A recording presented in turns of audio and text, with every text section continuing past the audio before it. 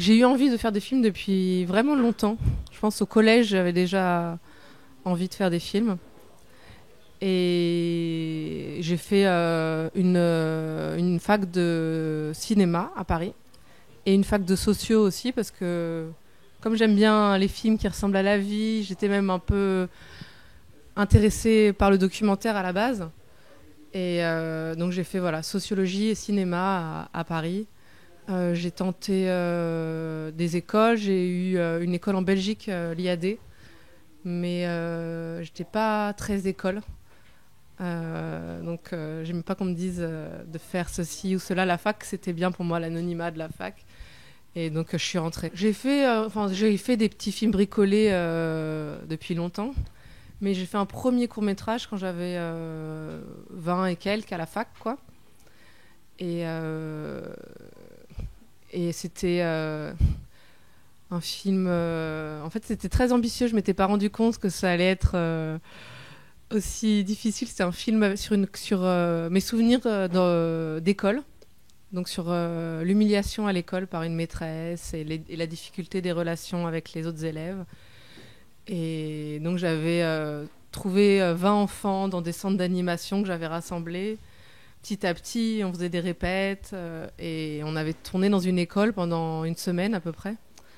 Et c'était assez lourd. C'était super. Mais après, quand j'ai travaillé à nouveau avec des adultes, je me suis dit, waouh, c'est facile en comparaison.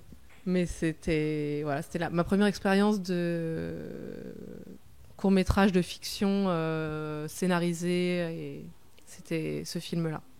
Et après, c'était c'était Le Départ, un film sur un couple qui n'arrive pas donc à... Enfin, ils veulent sortir, mais ils sont... Enfin, c'était tout simple, un argument tout simple en fait. Ils vont pour sortir, mais en fait, ils ont envie de rester chez eux et ils en passent par des états assez extrêmes pour se dire non, mais en fait, on doit rester à la maison. Puis j'ai rencontré Estelle et on s'est bien entendu et j'aimais bien son énergie. Elle avait vraiment très envie de faire des projets. Et donc, on en avait toutes les deux parfois... Enfin, en tout cas, moi, j'avais bien galéré parce que après les études, j'ai écrit un long métrage en pensant que c'était... Voilà, je l'ai écrit comme ça de A à Z, comme une grande lettre. Et je m'étais dit, bon, bah voilà, il faut faire un long métrage, c'est comme ça qu'on gagne sa vie. Et bon, voilà, j'ai découvert le monde du cinéma qui était beaucoup plus âpre que ce que j'imaginais. Et le premier film que j'ai fait avec Estelle, c'est La vie c'est pourri, sur les galères d'une jeune autrice, réalisatrice en, voilà, en manque, en mal de production et de financement.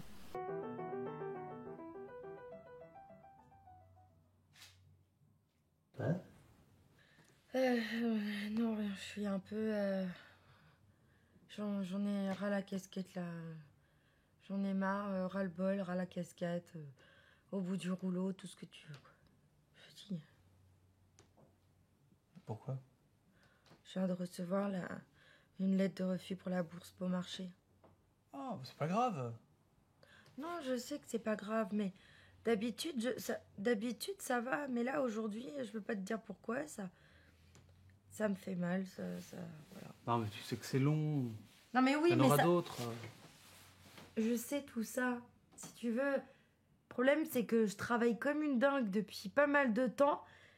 Je sème, je plante, j'arrose, je fais tout, et puis il n'y a rien qui pousse, il y a aucune récolte, il n'y a même pas une petite brindille, il n'y a rien qui, tu vois, qui prend vie, quoi. Tout est vide de sens, tout est... Quoi? Rien. Arrête alors. Alors tous les courts-métrages, je les ai écrits seule. Et dans un premier temps, tous les premiers films, il y a toujours un moment donné où ça vrille, où ça s'éloigne de ma réalité. Mais oui, le point de départ, en tout cas, c'est Oui, c'est ma réalité simple, quotidienne et basique en fait, quoi. Et de plus en plus, je pense que je m'en éloigne un peu avec le temps parce que j'ai fait peut-être le tour des... Non, enfin, je pense pas que j'ai fait le tour parce que... Mais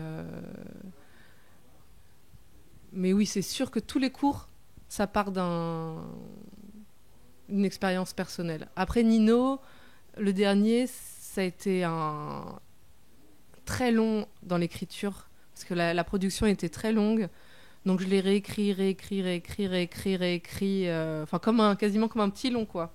Ça a mis des années à ce que ce soit le scénario définitif. Et donc là, c'était un départ personnel, mais du coup, comme il y a 3 héroïnes aussi, c'est plus une héroïne qui est immédiatement mon alter ego, quoi. Là, ça s'est distillé sur 3 personnages féminins avec des choses à moi, des choses que j'ai vues chez d'autres, des choses parce que j'aime bien aussi partir un peu m'adapter aux comédiennes en fait aussi, que ce soit moi mais ce soit elle. C'est quand même un peu sur la dépression, en même temps sur des relations très proches de sœurs, de femmes, proches jusqu'à à la fois s'aimer infiniment et ne pas se supporter aussi. Et voilà, c'est tendre, en même temps c'était le projet en tout cas, que ce soit tendre, mais aussi très électrique en fait, dans les sentiments amicaux de sœurs. En fait, oui, c'est un homme c'est un homme imaginaire, fantasmé, qui est le point de départ de ce qui se trame et qui raconte en fait ce qu'elles sont toutes les 3. Et voilà. C'est quoi ce grand t-shirt de mec? Tu planques un mec ou quoi? Non, c'est un t-shirt de Nino. Non mais ça va pas, t'es complètement givré. Je peux te prêter un truc si t'as besoin. Bah quoi, c'est bon. Moi je l'aime bien. Je le trouve beau. Non? Non mais en fait, t'es pas chez toi, tu comprends? Tu peux pas prendre les affaires des gens comme ça, c'est pas possible. Bah si, je suis chez moi. Pendant 3 jours, je suis chez moi. Bon, moi je vous laisse dans vos délires de sœurs.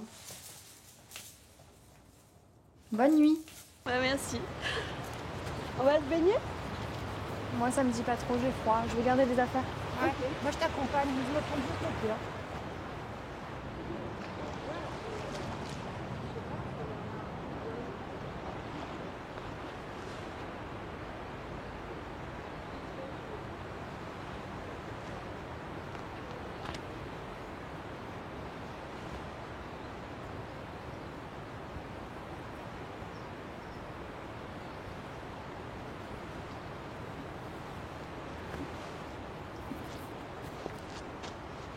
Une petite glace pour faire descendre la température?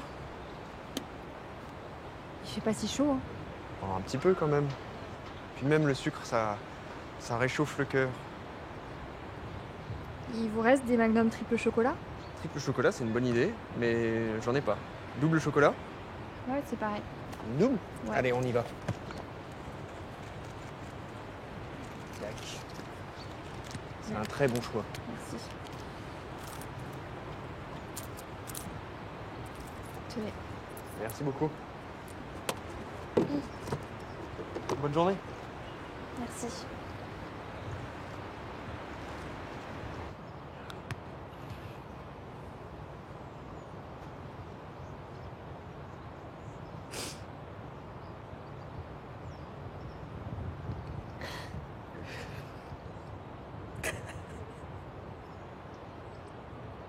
Donc oui, je te disais d'ailleurs que les courts-métrages, je les écris seuls, mais maintenant j'écris du long, et ça, je le coécris toujours, parce que c'est tellement...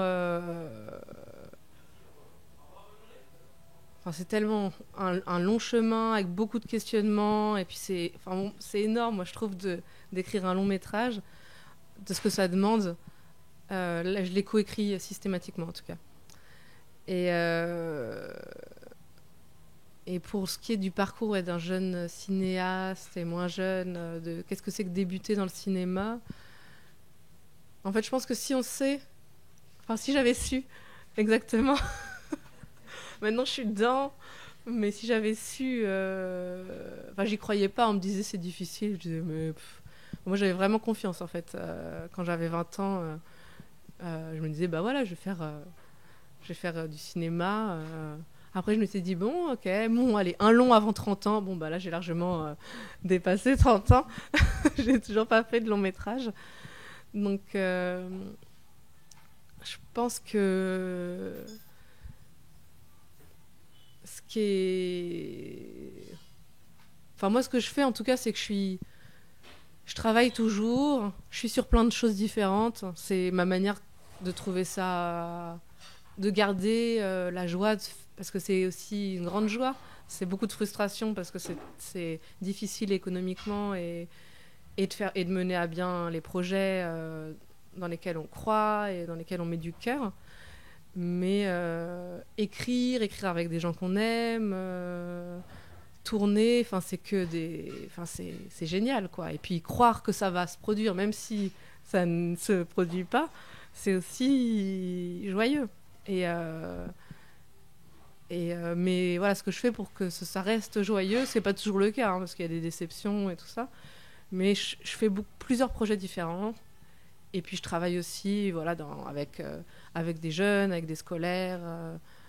Et du coup, on tourne des films. Et voilà, c'est des films, c'est leurs films. Mais j'accompagne des processus de travail. Et donc, je fais mon métier, même si c'est pas uniquement mes films. Et j'essaye de toujours... même si je vois que ce qui marche... Parce que maintenant, je regarde quand même ce qui marche. Je me dis, j'aimerais bien faire quelque chose qui marche.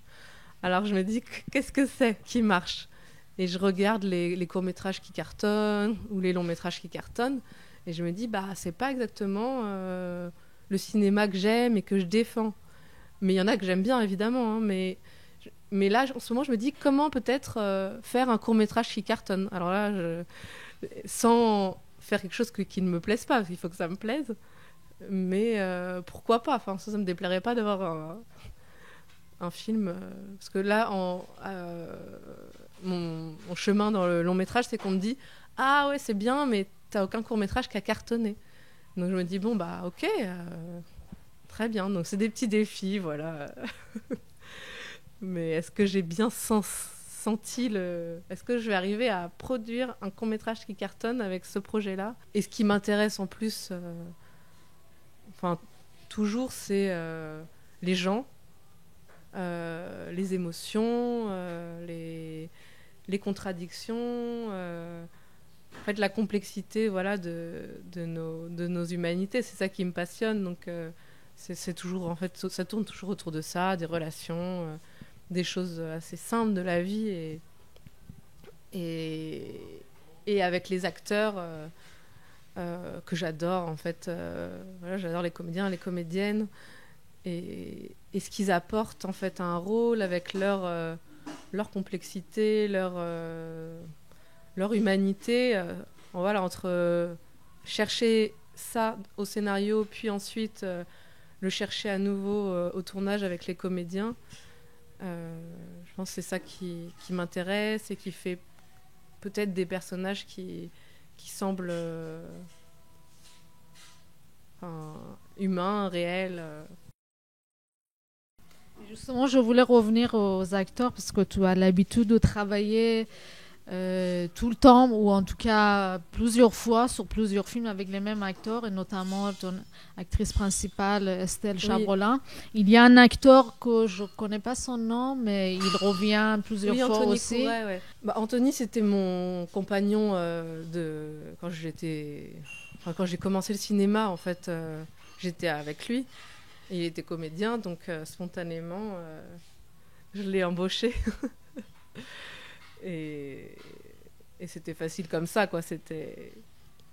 Comme je le connaissais bien, je pouvais lui donner lui faire jouer des choses qui lui ressemblaient et que j'aimais bien dans ce qu'il était. qui m'amusait. Et Stell, j'aime bien aussi son style, en fait. En dehors d'être comédienne, d'ailleurs, avant de travailler avec elle, j'avais jamais vu ce qu'elle faisait. Si vous receviez ce truc-là, en toute honnêteté, vous diriez quoi? Moi, je te prends. Si on était jury, tu veux dire? Oui. Moi, je te prends, c'est sûr. Moi, je te dis, connais. non, mais elle a fait un Je sais que effort, tu veux c'est mieux quand que même ça. beau. C'est quand même beau, elle a fait un effort et c'est pas Comment évident. ça, Et donc, c'est ouais, que je je prendrais. Ah, toi, j'ai pas entendu. Moi, je dis, elle a fait un effort, c'est quand même hyper beau et c'est très original.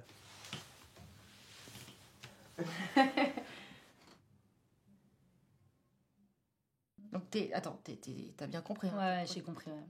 Alors, écoute, pourquoi faire du cinéma en fait? C'est quoi le. Quoi? Pourquoi faire du cinéma? Pourquoi moi je veux faire du cinéma? Ouais, pourquoi? Parce que c'est un choix que j'ai fait, il faut bien choisir un métier. Mais tu te rends compte que c'est naze quand même. Non, c'est pas Mais naze. tu peux pas dire ça. Bah si, c'est naze. Pourquoi c'est naze? Bah c'est pourri, c'est pas du tout. Alors d'accord, ok. Alors, c'est pas torturé, c'est pas viscéral là ce que tu viens de dire. Bah alors donc pourquoi vous voulez faire du cinéma? Bah parce que c'est vital, parce que c'est nécessaire, parce que c'est sinon tu crèves si tu fais pas ça. C'est ça la réponse. Non mais ça c'est quelque chose qui se dit de l'intérieur, ça se dit pas. Tu te le dis de l'intérieur? Bah ouais, je me le dis de Ah bon, bah, l'intérieur. c'est bien. Et pourquoi ça se dirait pas? Vas-y alors demande-moi. Elle te connaît pas, elle va devoir 10 minutes, donc faut frapper fort. Ouais, je vois. Non, faut y aller. T'as 10 minutes pour te vendre, donc faut y aller. Ouais. Tu vois? Bon, on continue. Par exemple, alors, une évidence, tu peux pas couper le pitch. Non. Comment ça, non? Ça, je connais. Pose-moi Non, des mais questions attends, du genre... Mais entraîne-toi, je suis là, justement. C'est Non, le mais moment. ça, je connais. Et je mets ma main à couper 10 balles. 10 balles, elle va pas me demander aucune question sur le pitch. Bon, d'accord. Alors, une autre... voilà, votre décor, votre comédien principal, Pareil, l'enjeu... Demande-moi des choses comme un peu la première question de pourquoi vous voulez faire du cinéma. C'est trop Pourquoi général, vous êtes venu- Anne, ça. On s'en Mais oui, fout. mais c'est ça qu'elle va demander. Elle va pas demander. Mais elle le va pas pitch. demander ça. Elle Ça, va c'est un pas truc- demander le pitch, je te jure. Mais Mon ça, c'est un ancien truc de rendez-vous, personnalité, on s'en fout de Mon qui tu es. l'autre Sortir rendez-vous de que j'ai soi. eu. Non mais c'est pas. Oui, bien sûr, mais l'autre rendez-vous que j'ai eu, elle m'a pas demandé du tout aucune question, ni sur le pitch, ni sur le décor, ni sur les Bah, personnages. c'est quand même bizarre. Le seul excuse-moi. truc, dès que je suis rentrée dans la pièce, elle m'a dit vous avez l'air timide, mademoiselle. Vous savez, dans ce métier, il faut pas être timide. Hein. Non mais Quel est le rapport attendez, non mais je suis pas tellement timide. Je suis pas tellement timide. En tout cas, sur un plateau, je suis pas timide. Bah tant mieux, mais vous avez l'air timide quand même. Vous savez, quand je rencontre des jeunes qui veulent faire ce métier, je me dis oh, c'est tellement beau. Et en même temps, mais c'est tellement peu réaliste. Vous connaissez la réalité de la production, mademoiselle, aujourd'hui? Ouais, je sais, c'est dur, mais j'y crois. Heureusement, parce que je vais vous expliquer ce que c'est la réalité de la production aujourd'hui. Votre scénario, là, hein? Vous allez rencontrer un producteur qui, par miracle, va s'intéresser à votre projet. Donc, il va commencer à chercher des financements. Et là, vous avez de la chance. Il réussit à en trouver. Alors là, vous commencez à tourner le film se tourne, très bien, mais maintenant, il faut trouver un diffuseur. Et là, vous avez encore mais énormément de chance, le film est distribué. Et inutile de vous dire que tout ça aura pris au moins 3 ans, donc le film sort en salle après 3 ans de travail, à la première séance du mercredi matin. Personne ne vient, donc en moins d'une semaine, le film est retiré de l'affiche, donc vous avez travaillé 3 ans pour rien. Non, j'écris pas souvent en pensant à un comédien ou une comédienne. Mais voilà, il y a des acteurs, actrices que je connais, que j'aime. Je sais que ce sera facile. Enfin, jusqu'à maintenant dans le court-métrage, voilà, où j'ai envie de travailler, où je les ai vus, j'aime, où ils correspondent pile poil au... Si, ça arrive aussi, le Nino par exemple, je l'ai écrit sans penser à des comédiens. Et ensuite, dans la vie, j'ai rencontré des gens que je connaissais, mais je me suis dit, c'est pile le rôle. Mais en fait, ça aide beaucoup d'avoir un court-métrage qui est pris dans un festival. Non seulement, c'est le but quand même d'un film qui soit vu en salle et vu par un public. C'est pour ça aussi qu'on les fait, mais mais c'est aussi, oui, ça aide beaucoup voilà, d'avoir le label Clermont ou Angers. Voilà, ça. Oui, mais ça donne la visibilité, bien sûr. Oui, voilà, de la visibilité et de la. Et ça rassure en fait. Enfin, je vois bien là quand en passant au long qu'il y a beaucoup besoin de rassurer rassurer tout le monde, les prods, les distribs, les financiers, tout le monde. En fait, c'est à la fois c'est compréhensible parce qu'il y a une telle masse de gens qui font des films et de courts-métrages qu'il faut un peu faire ok, là c'est eux, ils ont fait une première écrémage, c'est label ça veut dire que c'est qualitatif, je comprends, mais je suis pas d'accord. Voilà, parce que je trouve pas que ce soit les meilleurs films qu'on voit à Cannes notamment, les meilleurs courts, et que c'est toujours c'est des choses qui sont des et surtout en ce moment, ce que je remarque, c'est que on veut que les gens comprennent. On a peur qu'ils soient un peu limités et on se dit alors on va vous parler de ça et on va vous parler de rien d'autre que ça. Et que ce soit du court, du long, on vous prend un sujet et il n'y a pas de respiration, pas de côté, on ne parle pas de choses plus complexes, plus amples, différentes. On se dit il faut parler d'une chose et s'y tenir comme une sorte de rédaction de lycée, quoi. Et en fait, je trouve que ça manque. Enfin, je trouve qu'en ce moment, ce que je vois manque beaucoup d'air. Et comme c'est ça qui est sélectionné dans les festivals de courts et de longs éventuellement aussi, c'est ça le style actuel défendu et qui marche, quoi. En fait, j'en ai fait qu'un produit du départ. Sinon, il y en a un qui a été produit, mais une fois qu'il était, il a été produit sur la post-production, quoi. Donc quand j'étais étudiante, j'avais des aides, c'était pas mal d'aides des organismes étudiants. Puis après, ça c'est des films fauchés, quoi, que j'ai fait. Je les ai tous faits très, très fauchés ou avec une petite aide, mais jamais les grosses aides qui font passer ton film. C'est pour ça que le dernier, c'était plus compliqué pour moi. En même temps, c'était super, mais comme c'était à Marseille et que je vis à Paris, j'avais pas mon réseau là-bas et heureusement j'ai rencontré une personne qui connaissait du monde et qui a participé au film, et il a emmené tous ses amis qui étaient jeunes. Du coup maintenant là, sur le dernier, j'ai travaillé avec des gens à l'équipe, à la technique qui étaient jeunes, qui voulaient apprendre, et c'était ils étaient super. J'étais super contente. Mais c'est pas une... Voilà, c'est que des super expériences de tournage, mais c'est pas un modèle pérenne. On peut pas continuer comme ça à faire des films moi, je suis plus du tout à l'aise. J'ai plus le même âge et je suis pas à l'aise avec cette situation de demander aux gens de fournir un travail, de partager leurs talents et de faire ça pour zéro. Et à un moment donné, je vais plus être à l'aise avec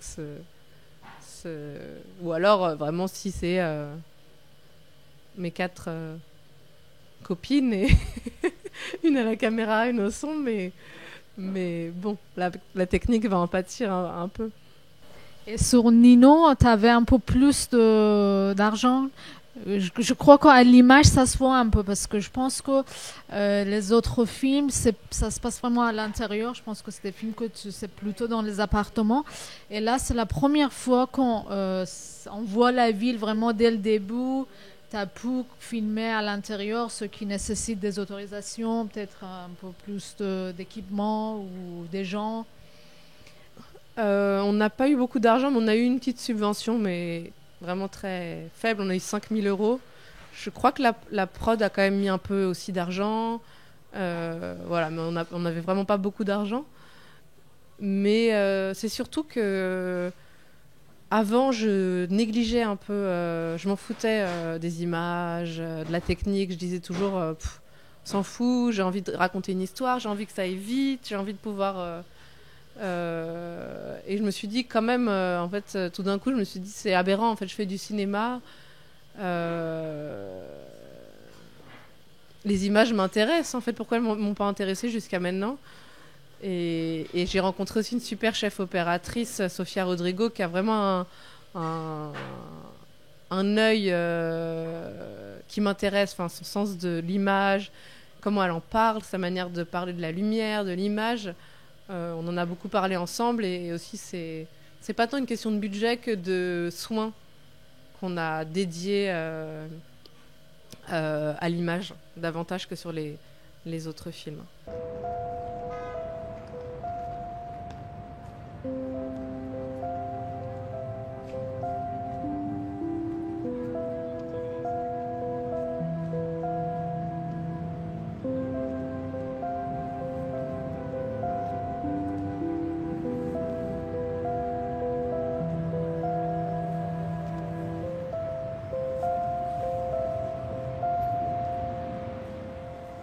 Oui, maman, c'est Andrea. C'était pour te dire que j'étais bien arrivée à Marseille. Voilà, les filles arrivent ce soir, donc là j'ai toute la journée devant moi. Je vais me balader un peu, voilà. Rappelle-moi quand tu veux. Bisous.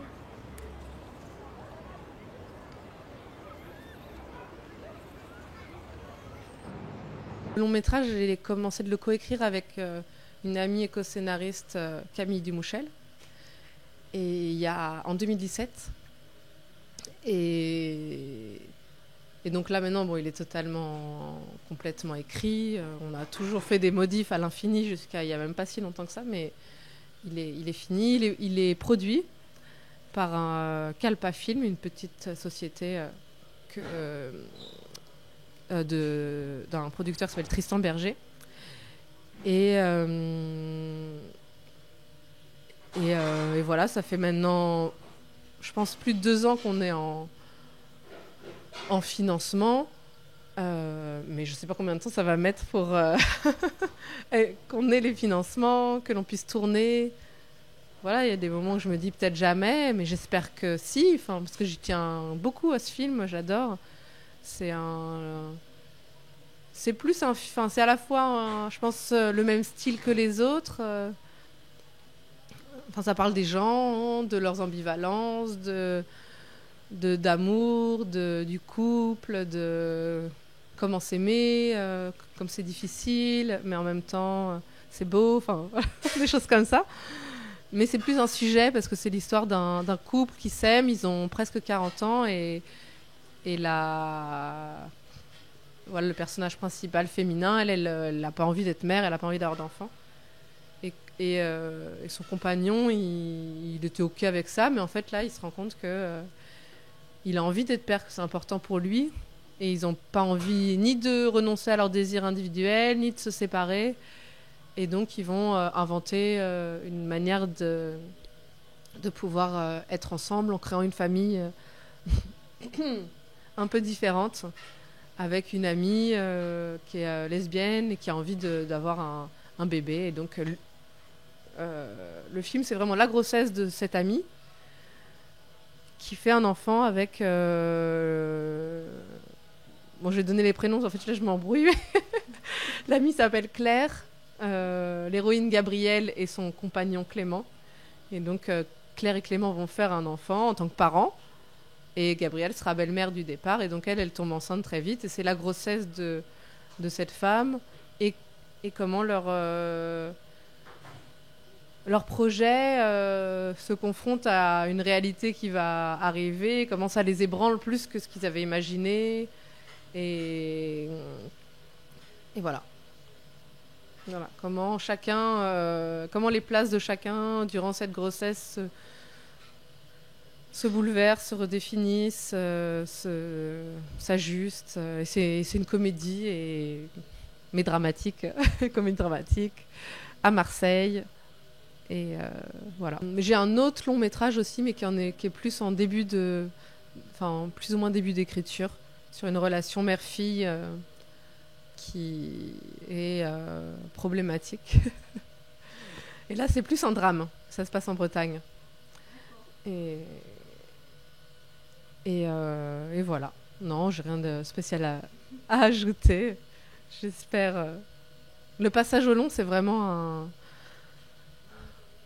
Parce que là, ça peut plus se faire entre amis.